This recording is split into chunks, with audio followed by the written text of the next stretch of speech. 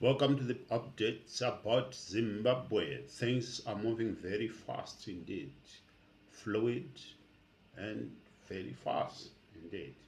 Yes, from time to time, I'll be giving you updates in terms of socio-economic and political situation.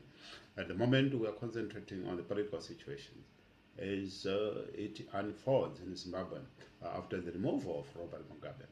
Uh, Now, of late, the government has made directives to all financial institutions to freeze accounts for two former government ministers.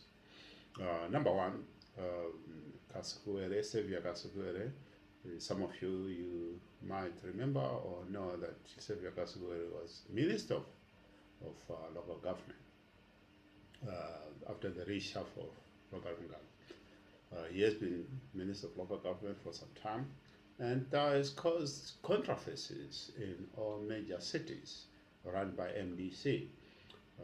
So yes, Sevia Kasukuwere, the financial dealings is under scrutiny, and also all his bank accounts have been frozen as directed by the government.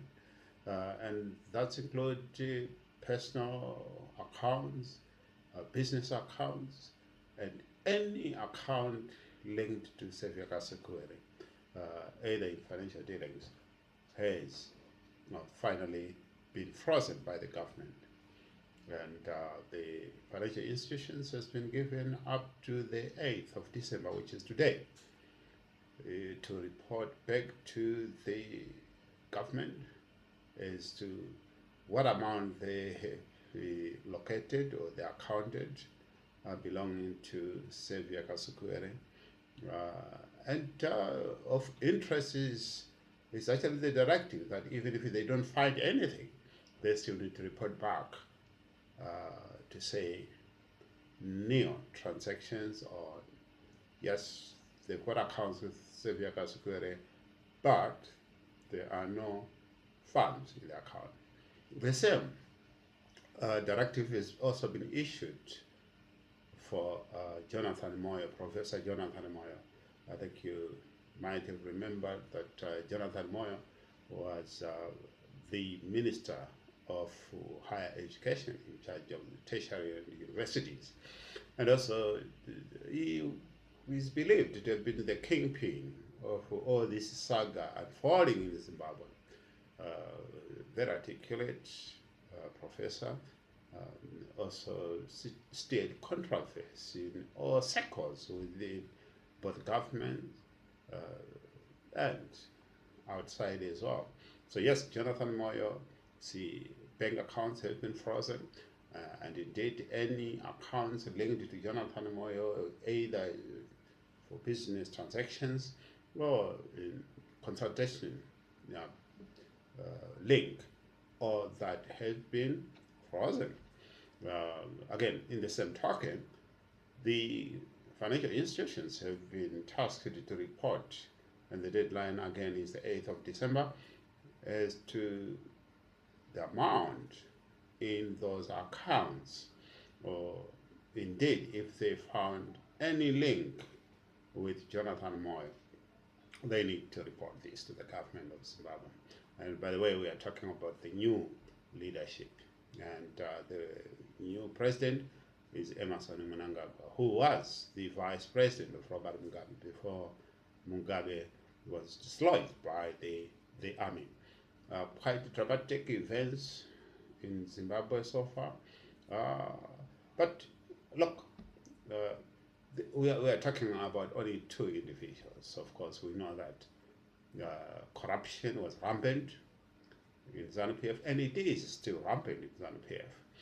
So, from an opposition point of view, we want that to be applied holistically across the board. Now, what that means is that any government official who may have misappropriated money corruptly must be brought to book. And investigation, well, we've got the Anti-Corruption Commission as a statutory body in government. So we call upon the government to make sure that they empower the anti-corruption unit to make the investigations. And these investigations must not only target two individuals. We know that is just a tip of the iceberg. We call upon the government to make sure that they widen the net in terms of proper audit of all both physical and monetary operations during the time that Mugabe was the president. We are also aware that some of the new guys, so to say, who have been in power for the past 37 years, are not immune themselves. So there's quite a lot that people of Zimbabwe need to know, which was happening behind this black curtain, if you like. Yes, it's a welcome development, but too little, too late, and we want to see it widened to every ministry and every institution in Zimbabwe, so that Zimbabweans can start rebuilding their lives, and the economy can start ticking again. So yes, this is the good news that I'm communicating to you. Although, as I've said, we seem to have that type of approach being selectively applied, which is a worry rather. We want to see this being empowered by the Anti-Corruption Commission.